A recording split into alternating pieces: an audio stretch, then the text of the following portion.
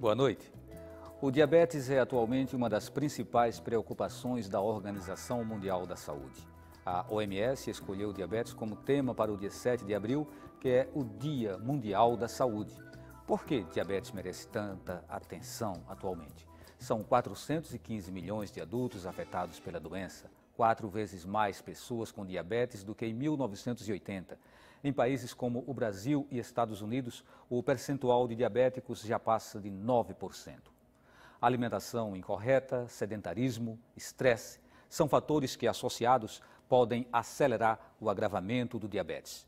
Médicos também chamam a atenção para o fato de que o diabetes mal controlado pode causar complicações como ataques cardíacos, insuficiência renal, cegueira e úlceras nos pés. Qual o papel do Estado, da classe médica e de cada indivíduo no controle do diabetes? Como se prevenir? Qual a alimentação ideal? Por que é importante evitar o estresse e o sedentarismo? Para responder a essas e outras questões, convidamos Ana Carolina Té, endocrinologista, Jonathan Nicolas, educador físico, Larissa Villanova, nutricionista. Bem, vamos começar o nosso debate. Eu passaria a primeira pergunta para Ana Carolina. Ana Carolina, afinal de contas, o que é diabetes, né? Vamos tentar trazer um pouco essa explicação para as pessoas entenderem o que é que acontece para que as pessoas elas se transformem em diabéticas. O diabetes é uma doença do metabolismo da glicose, né? Anteriormente se achava que apenas só 2 fatores eram importantes na gênese do diabetes, que seriam a perda da capacidade do pâncreas produzir insulina e a dificuldade dessa insulina atuar nos tecidos periféricos. Hoje em dia a gente tem uma visão muito mais ampla da fisiopatologia do diabetes e vários órgãos participam dessa gênese da doença, como cérebro, rins, fígado, tecido adiposo. Então, o que seria o tecido adiposo? O tecido adiposo é o tecido gorduroso, né? E o intestino. Então, a gente tem hoje uma gama de fatores que estão envolvidos no diabetes. É uma doença, basicamente, em que ocorre o aumento da glicose no sangue e, a partir daí, várias complicações decorrentes dessa hiperglicemia que a gente chama. E ela não escolhe raça, sexo, cor, ela... Mais ou menos. Escolhe? Escolhe.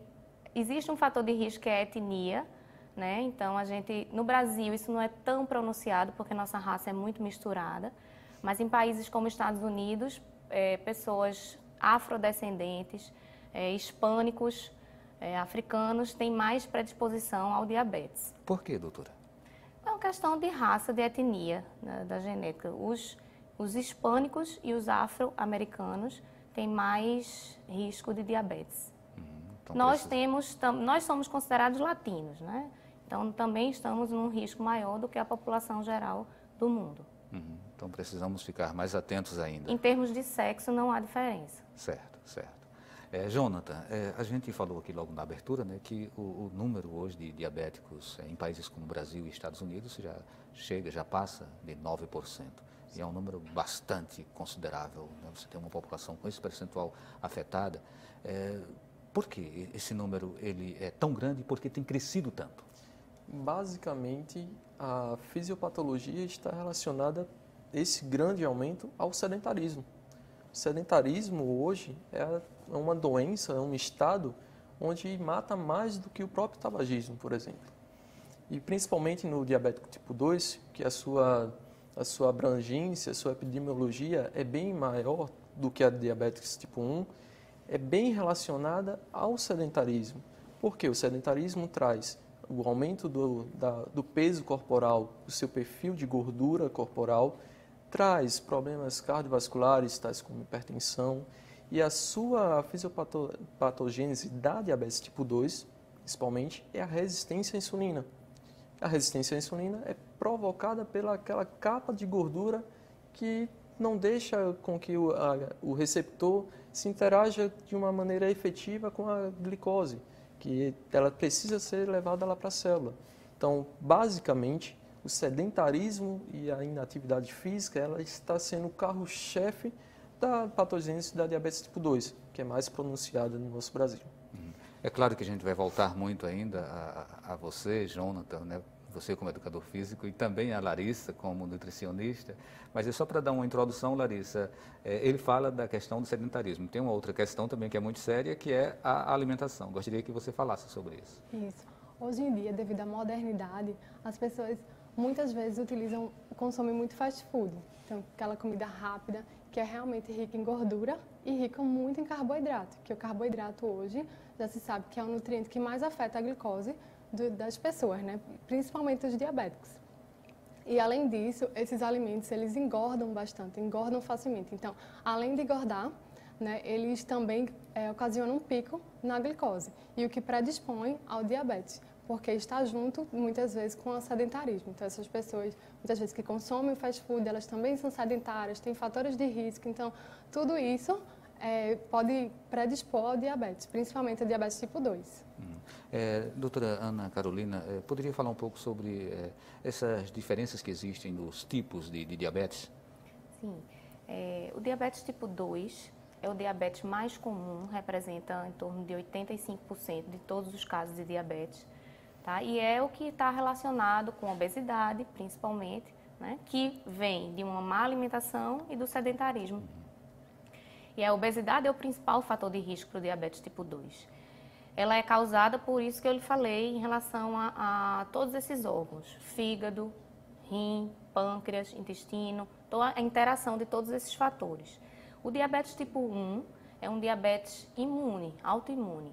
Tá? Então, existe uma predisposição genética de alguns indivíduos e, geralmente, algum gatilho externo ambiental, tipo uma virose, uma situação de estresse. Em geral, existe um gatilho que desencadeia aquela predisposição genética e aí ocorre uma destruição autoimune do pâncreas e, com isso, a perda da produção de insulina. Existe também o diabetes gestacional, que tem uma fisiopatologia muito parecida com o diabetes tipo 2, mas que basicamente, por conta dos hormônios da gravidez, principalmente no segundo e no terceiro trimestre, ocorre um aumento da resistência à insulina e aí a glicemia, a glicose da grávida pode subir se houver também uma predisposição genética e muito também relacionada à obesidade e ao ganho de peso durante a gravidez. Existem outros tipos também mais raros, que são genéticos, mas basicamente é o tipo 1, tipo 2 e o gestacional. Jonatas, você, na sua fala, já chamava atenção para um componente que é cultural. Quando se falava em diabetes, normalmente a gente pensava em obesidade e pensava-se muito em Estados Unidos, mas a gente hoje já tem um Brasil andando em paralelo com o número de casos que acontecem nos Estados Unidos, né, o que é muito ruim para o nosso país, ninguém quer ter esse score, mas é um fato. Né? Então, do ponto de vista cultural, a sociedade ela está caminhando por orientações que tem a ver com tecnologia, que tem a ver com o seu modo de se deslocar para o trabalho, quer dizer, até que ponto o carro ele é um fator que possibilita ou que facilita essa acomodação, o controle remoto, até que ponto ele facilita essa acomodação na casa. Enfim, eu queria que você trouxesse esse aspecto das tecnologias como componentes que hoje são considerados importantes como fator de de intensificar o sedentarismo da nossa sociedade. Perfeita colocação, porque hoje o nosso aspecto tecnológico só faz, em grande escala, aumentar o sedentarismo. Hoje em dia a gente não tem um estilo de vida ativo, em grande parte relacionado à fisiopatogênese da diabetes, que tenha o papel de prevenir, vamos colocar assim. Nós hoje temos facilmente o acesso a fast food. Hoje a gente pode, da nossa casa, pedir aquela velha pizza, aquele alimento que vai nos prejudicar de médio a longo prazo a desenvolver a diabetes. Hoje em dia, não precisa mais fazer o deslocamento, ele já chega na sua casa. Exato, né? Principalmente a juventude. Por exemplo, nós tínhamos aqui estilo de vida ativo na nossa infância. E já é fato, o estilo de vida ativo lá na infância, a chance do indivíduo se continuar ativo quando estiver adulto é maior. E o contrário também. Aquela criança que é sedentária tem mais chance de se tornar sedentária quando estiver adulto. Então, essa tecnologia a gente tem que dosar direitinho. Vamos modular o quanto tempo nossos filhos passam com um tablet, um celular. Vamos interagir, colocá-los para ter interação social, brincar, retomar aquelas velhas brincadeiras que tínhamos quando criança. Tentar ao máximo o transporte ativo, o deslocamento ativo. Se eu não consigo ter um bom deslocamento, tempo para fazer o exercício físico, por exemplo. Muita gente fala que eu não tenho tempo de fazer exercício. Temos. Precisamos ministrar a nossa rotina. Já é fato, a nossa recomendação é realizar ao menos 30 minutos de atividade física sistematizada por semana, por dia, 3 vezes por semana, que tenha no total 150 minutos, por exemplo. Isso a gente pode dividir. Se a gente conseguir fazer 5 minutos pela manhã, 5 minutos pela tarde, 5 minutos pela noite, ou 10, 10 e 10, já causa uma diferença. Então, a gente precisa só ministrar esse tempo. Certo. Larissa, a infância, antigamente, ela era, de fato, uma infância muito movimentada, né? As brincadeiras de criança eram brincadeiras de roda, era salto de corda, né? Hoje, isso tem se perdido. Algumas escolas ainda tentam recuperar um pouco o lúdico dessas brincadeiras, numa tentativa, né, de fazer com que a criança se exercite. Aí a pergunta que eu tenho para você é, em que momento é que começa o risco de se contrair o diabetes? Ele é uma coisa do adulto ou isso começa desde lá, na infância, quando você passa a ter hábitos sedentários, diferentemente do que aconteceram com outras gerações? Na verdade, como a própria médica falou, existem 2 tipos de diabetes. O tipo 2, que é de adultos, que muitas vezes está bastante relacionado com a obesidade, com o sedentarismo. Então, o sedentarismo, de fato, é um carro-chefe para o desenvolvimento da diabetes tipo 2. E a diabetes tipo 1, na verdade, ele não está muito relacionado com a alimentação, com o sedentarismo. Então, é um fator autoimune, é um processo autoimune. Então, muitas vezes, as crianças que têm diabetes tipo 1 não foi devido ao sedentarismo, muitas vezes. Foi devido a algum gatilho, alguma infecção, como não foi no meu caso. Então, não foi, de fato, pela alimentação. Mas, logicamente, que a alimentação é extremamente importante para o controle e para a prevenção também, não só do diabetes, como outras doenças crônicas não transmissíveis. Doutora Ana Carolina, eu queria chamar a atenção para o fato de que a Organização Mundial da Saúde, né, coloca os diabetes como uma doença de atenção prioritária. Tanto é que no dia 7 de abril, que é o Dia Mundial da Saúde, o tema escolhido, né, para que a população possa refletir sobre foi exatamente o diabetes. Ou seja, não é uma questão do Brasil, não é uma questão dos Estados Unidos, é uma questão do mundo. Como essa doença ela tem avançado pelo mundo. E que tipo de países estão mais propensos, mais propícios a terem seus números de diabéticos aumentados? Tem alguma relação o fato de ser país pobre, país desenvolvido ou país em desenvolvimento? Olha, o diabetes no mundo é um problema de extrema urgência, de extrema emergência. Não foi à toa que a Organização Mundial de Saúde escolheu o diabetes como tema desse ano para o Dia Mundial da Saúde. Esse dia existe desde 1950 e nunca tinha sido relacionado ao diabetes. Então, o mundo já acordou para isso, só que é preciso que essas instituições, como por exemplo a Federação Internacional do Diabetes, estimule os governos a pensar mais sobre isso. Porque o diabetes, como você falou, hoje em dia, no mapa de 2015, atinge 415 milhões de pessoas no mundo e existe uma estimativa para 2040 de mais de 600 milhões de pessoas. Então, significa em torno de 10% da população mundial. E o problema do diabetes são as suas consequências, que geram um grande impacto. Então, infartos, AVCs, doença renal crônica com uso de hemodiálise, amputações. O diabético tem um risco 25 vezes maior de amputar um membro do que uma pessoa não diabética. Tudo isso gera um impacto na sociedade muito grande, tanto para o indivíduo, né, como um impacto financeiro em termos de de população, de governo. Então, os governos precisam acordar. Esse foi o objetivo de escolher o diabetes como tema do Dia Mundial. Em relação à diferença entre países, normalmente o diabetes tipo 2 acompanha a obesidade.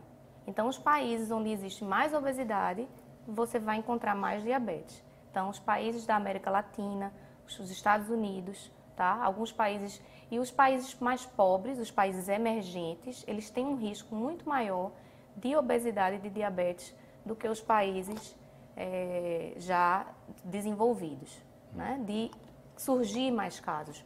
Mas o diabetes atinge o mundo inteiro. Ok, vamos fazer nosso primeiro intervalo e a gente volta daqui a pouquinho com o Opinião Pernambuco, hoje discutindo o diabetes.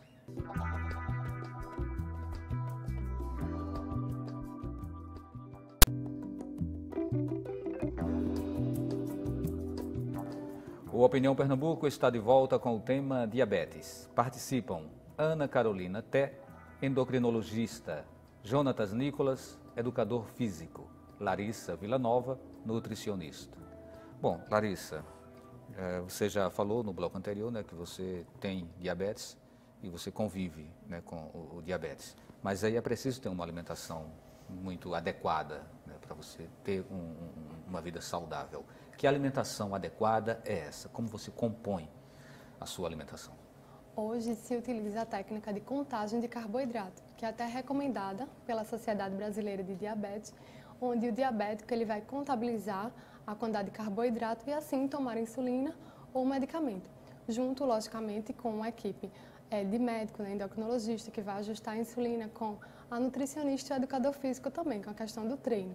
Então, é de suma importância, pois o diabético ele tem uma maior flexibilidade na alimentação, não existe mais aquela questão de não pode isso, não pode aquilo, que antigamente, há muito tempo atrás, existia uma restrição de vários alimentos e hoje não existe. Então, cada diabético deve ter um plano alimentar adequado para que cubra a quantidade que precisa de insulina ou de medicamento e assim evite aquelas flutuações de glicose, tanto para hiperglicemia como para hipoglicemia, que o ideal é o controle na normoglicemia.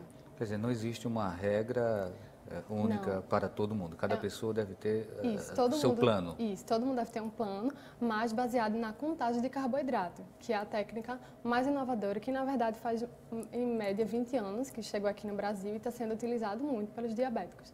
Tanto o tipo 1, que são os mais que se beneficiam, como também o diabetes tipo 2. Em linhas gerais, o que é recomendável e o que não é recomendado? O que é recomendável são utilizar mais os carboidratos complexos, então aquelas raízes, os tubérculos são bastante recomendados, então batata doce, inhame, macaxeira, que antigamente até a batata doce era bastante restrita, que utilizava muito, batata doce que é doce não pode, mas não existe mais, porque são carboidratos complexos, então eles têm uma lenta degradação. Então, esses alimentos vão se transformar em glicose, mas de forma bem lenta, porque tem uma grande quantidade de fibra solúvel. E evita aquela oscilação, aquele impacto muito alto da glicose. Ele vai se transformar em açúcar, mas de forma lenta, moderada e que não vai comprometer.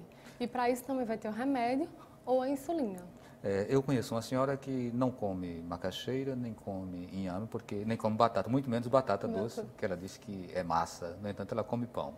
Está totalmente errada. Totalmente. Muito melhor comer as raízes do que o pão, que é um carboidrato simples, que eleva bastante a glicose e causa, assim, um pico de glicemia, além de ter uma maior quantidade de calorias e de carboidrato também. Então, é bem melhor as raízes, principalmente no café da manhã, nas grandes refeições, café da manhã, jantar, não tem problema algum. Tudo de forma equilibrada, né? Todo diabético ele deve ter um plano alimentar feito com um nutricionista, né? Que realmente trata a contagem de carboidrato, que realmente tem essa experiência de contagem de carboidrato, que assim fica muito mais fácil e muito prazeroso também de consumir os alimentos, sem aquela culpa. A gente volta para você para falar mais sobre outros grupos de alimentos. Mas vamos ver com o Jonathan, né? Jonathan. E no que concerne a atividade física, tem pessoas que caminham diariamente, tem outras que correm. É necessário correr ou caminhar é suficiente? O correr e o caminhar está muito atrelado à individualidade do próprio sujeito que está sendo submetido ao exercício físico. O ideal é que, em linhas gerais, ele procure um profissional de educação física Para quê? Esse profissional ele vai fazer o treinamento, o exercício físico supervisionado e individualizado para aquele indivíduo. Qual é o objetivo dele? É controle glicêmico? Vamos fazer estratégias que iniciem basicamente moderado, vai iniciando aos poucos, começa com 20 minutos de caminhada, por exemplo, vai aumentando 30, 40, 50, 60 minutos, de uma progressão onde saia de uma intensidade leve a moderada, permaneça na moderada, na intensidade moderada e podendo, com uma boa supervisão e uma boa prescrição individualizada desse tipo de exercício, fazer até estímulos de alta intensidade. Mas muita atenção aí, porque tem que ser respondida 3 perguntas quando a gente vai trabalhar com o exercício físico. Para quê, para quem e por quê? Então, respondendo essas 3 perguntas ao fazer a prescrição do treinamento, do exercício, da atividade física, nós podemos proporcionar benefícios tais como a redução da glicose pós-treinamento, melhorar o perfil de gordura, diminuir esse perfil de gordura, aumentar... Esse acompanhamento, esse monitoramento, você fala em relação à pessoa que já está acometida pelo diabetes ou isso é uma orientação para qualquer pessoa que faz essa atividade no seu dia a dia? Qualquer pessoa que se submete ao exercício físico tem que ser supervisionada pelo profissional da educação física e principalmente aquele que tem alguma doença crônica. Sim, Jonathan, na prática não é bem assim, né? A grande maioria da população ela tem um calçadão na beira de uma praia, ela faz a sua caminhada. Faz a sua caminhada, às vezes é diariamente, às vezes é 4 dias na semana, tal, 1 hora, 2 horas.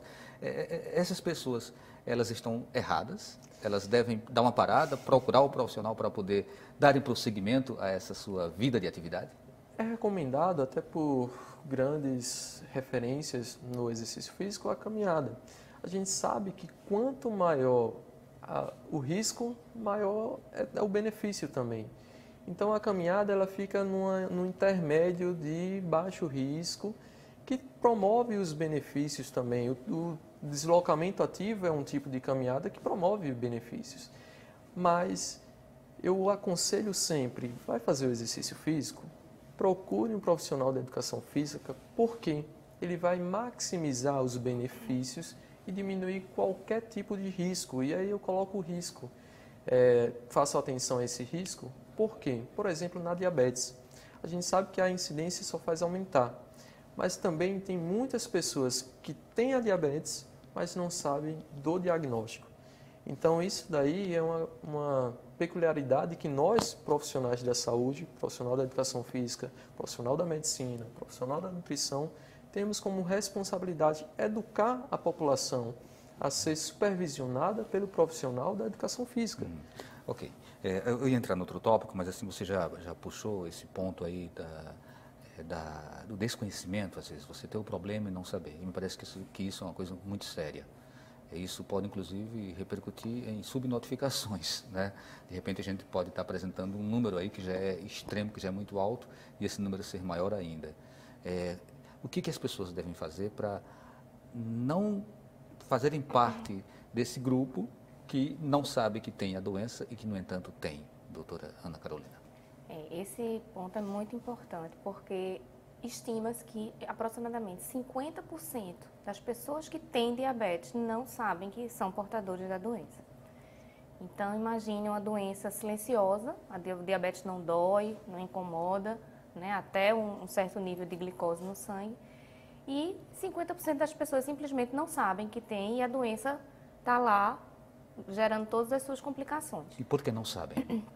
Porque precisa que se estimule o que a gente chama de rastreamento ou screening para diabetes. Todo ano a gente tem o Dia Mundial do Diabetes, que se comemora no dia 14 de novembro. E esse ano, já adiantando, nosso tema vai ser De Olho no Diabetes.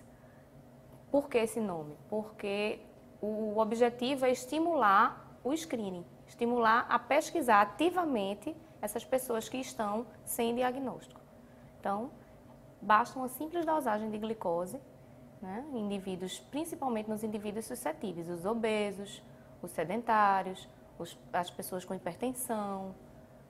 Então, a gente precisa buscar o diagnóstico. Qual o risco de a pessoa já ter o problema e não iniciar desde então o seu tratamento? Isso também é muito importante. Por quê? Existe uma coisa chamada de memória metabólica, que é o fato de a pessoa não conhecer o diabetes, ou mesmo sabendo que tem a doença, não tratar adequadamente nos primeiros anos do diagnóstico, ela tem um risco muito maior de lá na frente desenvolver as complicações, em especial as complicações cardiovasculares. Então, o indivíduo que descobriu a doença logo no início e tratou bem, adequadamente, ele vai ter um risco muito menor de ter um infarto 10 anos, 15 anos depois, do que uma pessoa que deixou para cuidar do diabetes de uma fase mais avançada. Passou os primeiros anos descontrolado e resolveu cuidar e controlar já quando o benefício não era tão grande. Então, o diagnóstico precoce é essencial. Quanto mais cedo a gente diagnostica, mais cedo se tomam as atitudes para controlar a doença. Isso é importante, pelo que a senhora coloca. Diabetes é uma doença com a qual a gente pode conviver muito tranquilamente, né? A gente pode ser muito feliz levando esse diabetes, desde que ela seja bem tratada, né? Desde que a gente tome os procedimentos corretos. E aí a gente volta para a Larissa. Entre esses procedimentos corretos estão a alimentação, né? Ou está a alimentação, e aí você já falou de um grupo de alimentos, né? Que foram os tubérculos. As verduras, por exemplo, toda verdura ela é importante para a pessoa que está com diabetes ou não? Tem alguma que é restrita? Sim, se a pessoa não tiver nenhuma restrição ou nem alguma alergia a algum composto daquela verdura, pode sim consumir qualquer tipo de verdura, não tem problema nenhum. Se não tiver outros tipos de problema atrelado e nenhum outro tipo de alergia. As verduras são essenciais porque têm vitaminas, minerais, atuam como reguladores também da função intestinal, da microbiota e tem uma grande quantidade de fibra, que é a fibra insolúvel, que lentifica essa absorção da glicose. Então, é bem interessante o consumo, não só naquela hora do almoço, do jantar, mas que realmente tem um equilíbrio nas refeições. Então, sempre utilizar, quanto mais verdura, quanto mais colorido também, melhor. Melhor a quantidade de vitaminas e minerais, melhor o consumo também de antioxidantes e maior o consumo de fibras solúveis, que tem melhor impacto na glicose, que reduz realmente essa glicemia pós-prandial. Mas é difícil a criança gostar de verdura. Isso. Por quê? O que é que precisa ser feito para que a criança ela mude seu hábito e ela passe a gostar do couve desde pequenininha? Na verdade, o exemplo deve vir de casa. Então, se os pais eles consomem, se eles estimulam o consumo de verdura ou até mesmo legumes, que é o cozido, a criança ela vai ter um olhar diferenciado para aquelas verduras. Se os pais não consomem fast food, consomem só pães e massas, de fato a criança não vai gostar muitas vezes ou não vai querer nem experimentar. Então, o exemplo de casa é muito importante. E o estímulo também, através de livros, leituras, os pais mostrarem importância, falar da importância das verduras e minerais, quer dizer, das verduras, dos sais minerais, das vitaminas, para o crescimento e desenvolvimento das crianças. Então, é o estímulo mesmo. Jonathan, e esse hábito, como ele chegar à criança? A partir de que idade a criança deve também ter uma vida ativa? Ela deve fazer atividades físicas para se prevenir de uma diabetes futura? Principalmente lá na infância, o bebê, ele já pode, por exemplo, fazer a natação infantil, específica para bebês, juntamente com a sua mãe, juntamente com o seu pai, que vai ser supervisionado por um profissional e realizar essa natação para bebês. Passar o tempo, ele entra na infância, ele deve ser estimulado a estilo de vida ativo. A educação física escolar é de suma importância para isso, porque é onde as crianças passam uma boa parte da sua vida e lá tem que ser estimulado a atividade, o exercício físico na própria aula. Não é só ficar com a responsabilidade fora de casa. A gente tem que começar a mudar os hábitos e o exemplo feito a Larissa falou, os pais também passa aquela responsabilidade do estilo de vida ativo para o filho. Então, vai para um parque, procura fazer esse lazer ativo também, nas horas vagas, faça uma atividade física, um exercício físico que promova a família, a interação social da família, juntamente com a criança, isso na adolescência, isso quando se tornar adulto, porque com certeza vai ter benefícios a longo prazo. Doutora Ana Carolina, como se cura o diabetes? Essa pergunta é difícil. Não, atualmente o diabetes não tem cura. Isso é importante dizer porque a gente tem visto na mídia, na internet, muita gente propagando a cura do diabetes. Cura milagrosa. Cura milagrosa, seja com que coisa, com ervas, com medicamentos estrambólicos. Isso não existe, tá? Então, o diabetes não tem cura, é uma doença crônica, degenerativa, tá? Que é possível se conviver bem com ela, né? Primeiro passo para a gente ter um bom tratamento, um sucesso no tratamento do diabetes é a aceitação.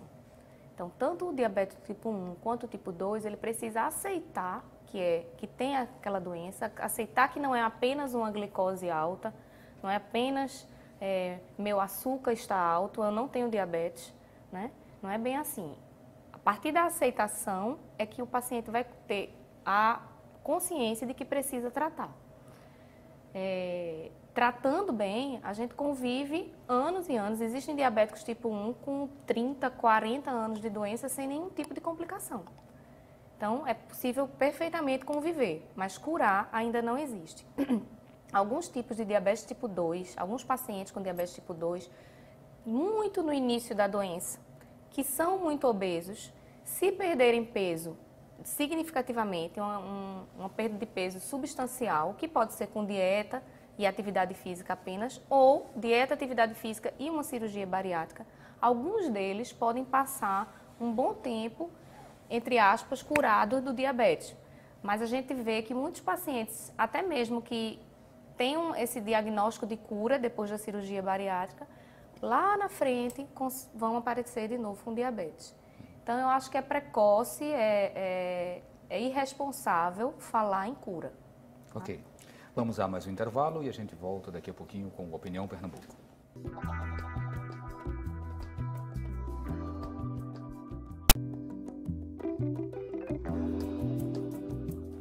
Estamos voltando com o Opinião Pernambuco e hoje com o tema diabetes. Participam Ana Carolina Té, endocrinologista, Jonatas Nicolas, educador físico, Larissa Villanova, nutricionista.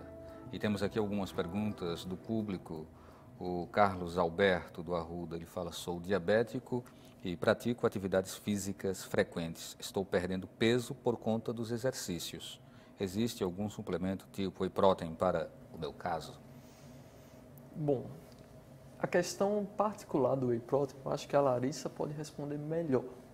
Mas o exercício físico, ele tem a função também do perder o peso, controlar, fazer a manutenção do peso.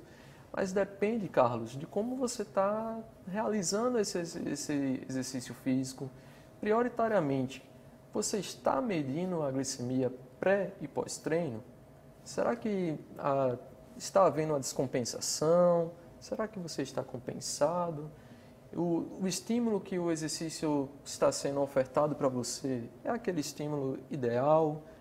Então, a questão da suplementação, e aí a Larissa é a mais apropriada a se falar aqui nesse quarteto, mas a interação dos dois pode fazer com que você venha a modificar o seu perfil de massa magra, por exemplo.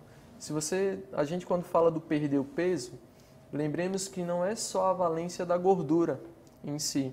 Nós temos na composição corporal, ela é constituída pela valência da gordura, do perfil gordo, da massa gorda, o perfil magro, que é a musculatura, temos também a valência dos ossos e das vísceras. Então, é importante você avaliar a glicemia pré e pós, para ver se aí está tendo uma descompensação.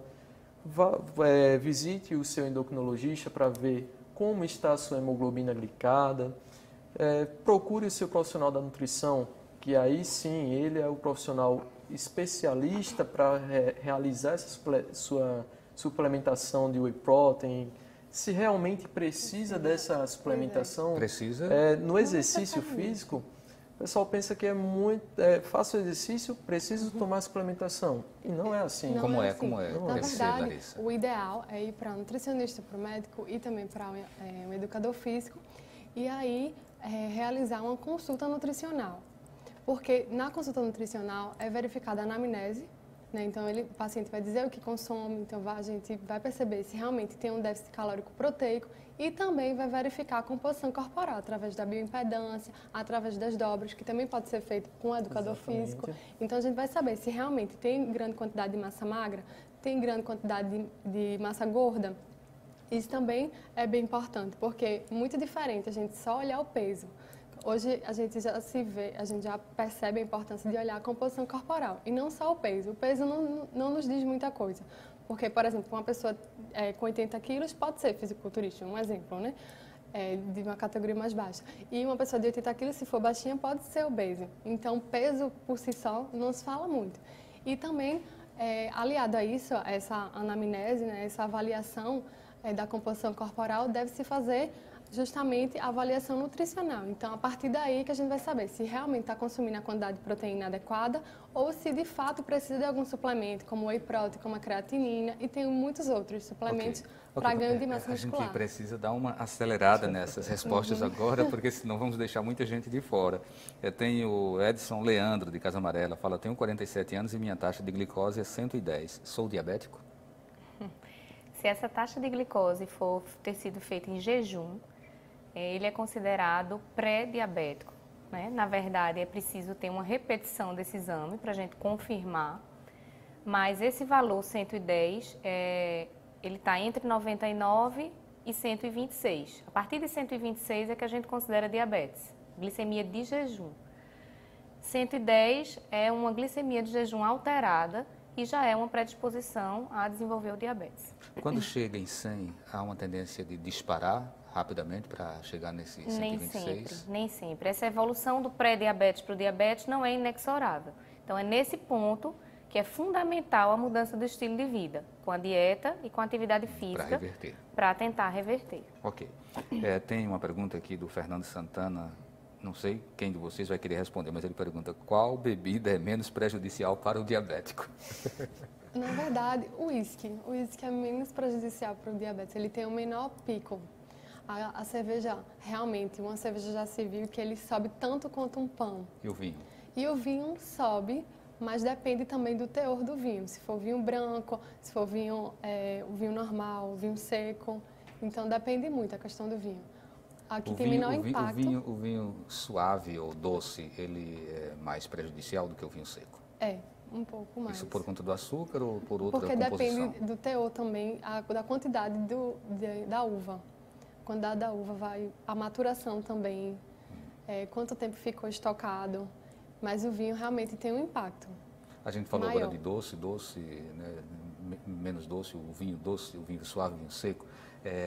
Essa questão dos alimentos diets, dos alimentos light, eles são realmente importantes para um controle do diabetes ou tem alguma coisa de mito também por trás disso? Na verdade, a gente tem que saber a diferença do alimento diet para o light. O diet é a isenção, ou seja, a ausência de algum nutriente, que pode ser açúcar, pode ser o sal, pode ser a gordura, mas já se colocou muito que o diet é para o diabético. Então, geralmente, de fato, os alimentos diets, eles não têm açúcar. E os alimentos light é mais para quem quer emagrecer, porque é uma redução de cerca de 25% de calorias do produto tradicional. Por exemplo, um pão tem 100 calorias e um pão light tem menos, tem 25% menos de caloria. Então, geralmente, o produto diet é para os diabéticos. Porém, nós temos que lembrar que esse diet, muitas vezes, também, eles têm um teor maior de gordura. Então, nem sempre o produto diet é o melhor. Então, a gente deve se atentar realmente à quantidade de carboidrato. E a técnica de contagem de carboidrato veio para isso, para quebrar esse mito de o diabético ele tem que consumir o diet. Na verdade, o diabético ele tem que fazer escolhas alimentares mais saudáveis, que pode ser o diet ou até mesmo o normal, se ele faz a contagem de carboidrato direitinho. Tem outra pergunta semelhante àquela do telespectador lá de trás em relação à quantidade, né? Ele fala, sempre medi minha glicose, o resultado sempre foi entre 110 e 130. Tenho 38 anos, devo me considerar um diabético? Devo tomar comprimidos ou insulina? Wellington Ferreira, da Boa Vista. Wellington, já houve medições acima de 126. Eu acredito que tenham sido feitas em jejum. Então, é preciso procurar um atendimento médico para repetir esses exames e fazer outros exames para comprovar o diagnóstico. Então, é bem provável que exista a possibilidade de diabetes, tá? Mas a gente, com esses valores, não tem como definir, não. Certo. 2 glicemias de jejum maiores ou iguais a 126 fecham o diagnóstico. Certo. A pergunta que a gente tinha aqui é de Maria de Lourdes Pires, do Cajueiro Seco, e era exatamente em cima daquela questão do adoçante. O diabético pode consumir adoçante sem restrição? Pode, mas não sem restrição. Tem alguns adoçantes artificiais que eles não são muito recomendados, que é a ciclamato, a sacarina, porque tem vários estudos que mostram uma relação com alguns tipos de câncer, então não são muito indicados. Os indicados são os edulcorantes naturais, que é a estévia, ou então o xilitol, que aí esses sim são os mais recomendados, porque são naturais. Jonathan, nós temos percebido que nos últimos tempos têm surgido os atletas de idade quarentona, cinquentona, né, que resolvem de repente correr ou andar de bicicleta, andar em velocidade. E é possível que dentre esses também existam aqueles que não façam os testes prévios para saber sua aptidão para essas atividades. Até que ponto isso é arriscado? Qual a orientação que você dá para essas pessoas que estão resolvendo enveredar pelo campo do atletismo? Bom, vamos colocar em meados assim da nossa evolução. Quando a gente tem o objetivo de mudar o comportamento de comportamento sedentário para o comportamento ativo, ou de exercício físico, se você já tem uma doença pré-instalada, uma doença crônica pré-instalada, eu sempre aconselho faz um teste ergométrico para iniciar o exercício físico lá na academia, em um clube e com a supervisão profissional.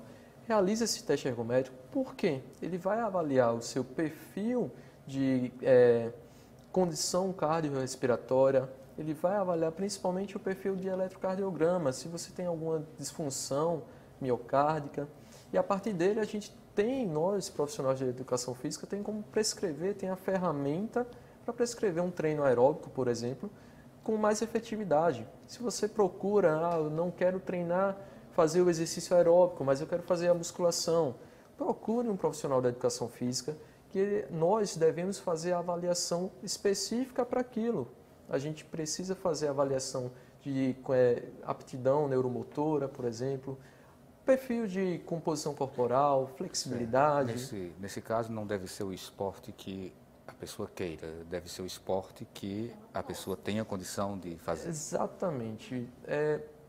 Se você me perguntar qual é o melhor exercício para mim, eu poderia lhe responder de maneira simples, aquele que lhe dê prazer.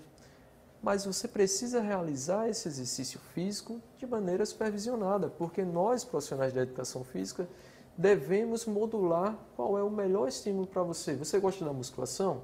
A gente tem como fazer a musculação acontecer de maneira efetiva, da melhor forma possível, principalmente, repito, aqueles que têm doenças crônicas pré-instaladas. A gente precisa minimizar os riscos, aumentar os benefícios e, nessa vertente, avaliar sempre.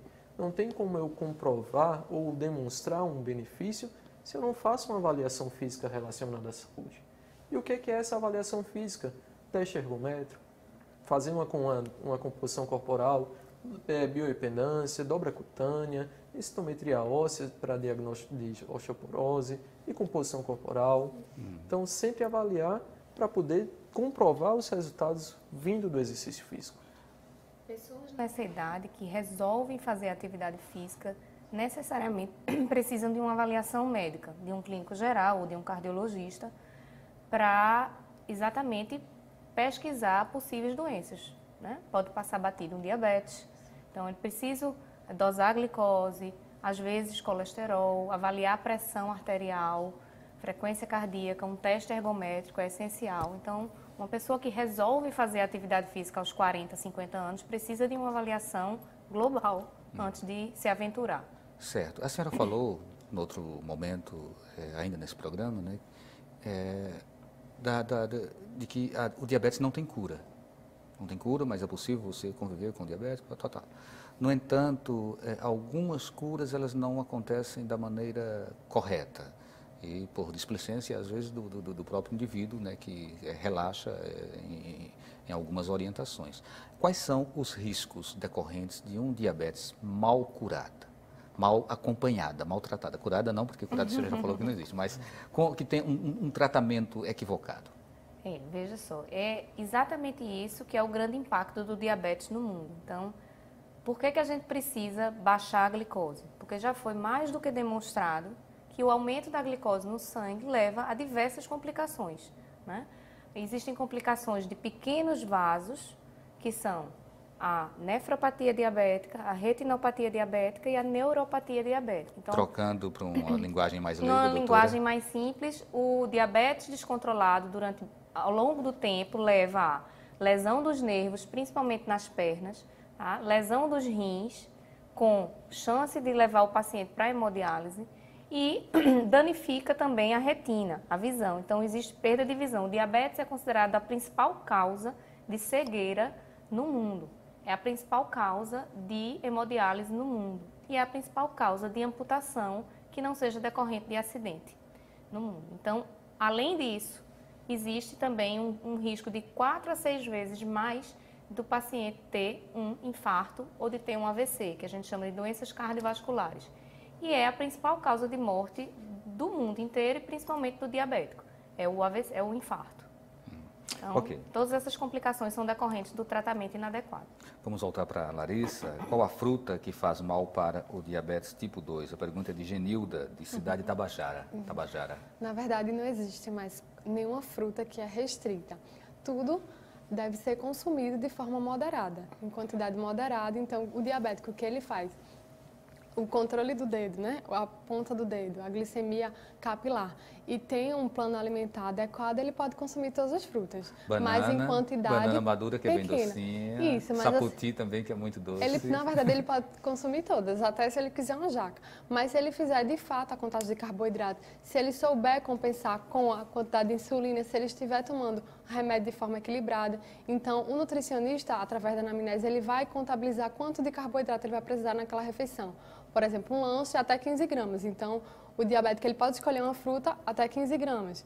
Então, se for um pedacinho pequeno de jaca, até pode entrar. Aí, um caqui pequeno. Então, vai depender muito da quantidade de carboidrato que o nutricionista liberar naquela refeição. Então, ele vai ter uma gama para escolher. Então, não vai precisar retirar nenhum tipo de fruta. E sim escolher a mais adequada para aquele momento. Então, antes do treino, muitas vezes pode consumir uma fruta que tem maior quantidade de carboidrato, porque o carboidrato realmente vai dar energia e no treino vai gastar. Então, a gente deve utilizar o quê? Estratégias nutricionais mais adequadas para aquele momento e não fazer aquela dieta de restrição. A gente ouve muito falar que refrigerante não serve para nada, ao contrário, né? Só faz mal para a saúde. E as pessoas, para não tomarem o refrigerante, elas optam pelo suco. E aí vem a fruta, mas é a fruta agregada quase sempre a boas colheres de açúcar. Isso. A fruta, nesse caso, ela se torna um perigo. O suco, ele é uma boa estratégia, sim, mas, vamos supor, alguns sucos têm maior quantidade de carboidrato, como o suco de laranja, deve ter uma cautela para se consumir. Então, antes do treino, pode ser uma boa opção, porque tem maior quantidade de carboidrato. Mas, com certeza, o suco é muito melhor, 1000 vezes melhor do que o refrigerante. O refrigerante não deve ser consumido por ninguém, nem porque tem diabetes, nem porque por outras pessoas que têm outros tipos de doença e até mesmo as pessoas que não têm nenhum tipo de doença. Você estava querendo falar, né? Não é ruim. Jonathan. E é de suma importância essa interação da alimentação pré-treino, porque o nosso controle no exercício físico se dá principalmente pelo quê? A glicemia capilar, que é a pontinha do dedo, pós-treino e muitas vezes também durante. E não devemos fazer, se podemos recomendar, colocar aqui uma recomendação para os telespectadores, se você é diabético e vai fazer o seu exercício físico, Não faça o exercício físico se a glicemia estiver abaixo de 100. Eu não recomendo. Faça uma alimentação pré-treinamento a partir de uma intervenção nutricional. Tenta ao menos colocar essa glicemia em 120 aproximadamente para iniciar. Se tiver acima de 250 ou 300, não realiza o treinamento físico convencional, vamos colocar assim, o exercício aeróbico resistido, que é a musculação. Tenta ir para uma estratégia de exercício de relaxamento. Há artigos, eu faço parte de um grupo de pesquisa chamado Dulce Vida, que nós publicamos artigos relacionados ao exercício de relaxamento na efetividade dessa glicemia alta. Ok. Então, é uma estratégia. Ok, tá, eu vou tomar essas tuas palavras como sendo tuas considerações finais, porque agora a gente só tem 20 segundos para cada uma. Então, está com você, Larissa, as suas palavras finais. Certo, então a importância da nutrição, a alimentação realmente é bem importante para o controle do diabetes e para a prevenção de doenças crônicas. Não quer dizer que o diabético ele vai ter alguma doença crônica, não. Se o diabético ele fizer atividade física, uma alimentação adequada e fazer uso de insulina ou de hipoglicemia oral, pode sim ter uma vida sem nenhuma complicação. Okay. Eu mesmo tenho 20 anos de diabetes, não tenho nada. Okay. Obrigado, Carolina. Obrigada. Só? Não, eu quero alertar para a educação em diabetes. Então, nada do que a gente falou aqui vai funcionar se o paciente não tiver educado. Então, é bonito falar de contagem de carboidrato, de medir glicemia pré-treino, glicemia pós-treino, tomar a quantidade de insulina necessária para aquele carboidrato, mas para tudo isso precisa de educação. O paciente precisa aceitar, precisa entender a doença, precisa buscar aprender sobre ela para esse tratamento todo ser efetivo. Então, Okay. a educação é essencial. Então, muito obrigado. Obrigado a você também, Jonathan. Obrigado, Larissa. Obrigado a você que nos acompanhou. O Opinião Pernambuco de hoje fica por aqui. Até o próximo programa.